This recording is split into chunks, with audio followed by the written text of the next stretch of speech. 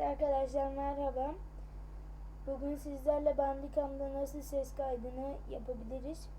Bazı arkadaşlar yapamıyor bu ses kaydını.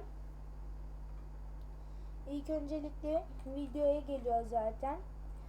Videodan ayarlara, buradan ses, gördüğünüz gibi ayar tıklıyoruz. Kayıta geliyoruz. Eğer ki masa üstündeyseniz kulaklık veya mikrofon olması gerekiyor. Laptoptaysanız, dizüstü bilgisayardaysanız mikrofon yani gerekmiyor yani. Veya buradan da anlaşılıyor, sesin çıktı, böyle yeşil şey yükseliyor gördüğünüz gibi. Veya bunu nereden anlayabiliriz?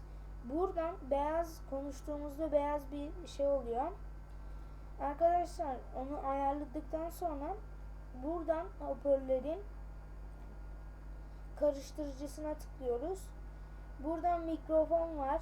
Bandicam kayıtsız. Bunun Bandicam ve bunun sesini açıyoruz ama mikrofonun sesini sona getirmiyoruz. Çünkü değişik bir ses çıkıyor.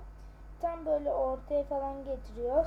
Gördüğünüz gibi böyle yükseliyor ses. Duydunuz mu bilmiyorum. Arkadaşlar, bugünkü videomuz bu kadar. Sonraki videomda telefonda nasıl ekran videosu alınır onu göstereceğim. İyi günler.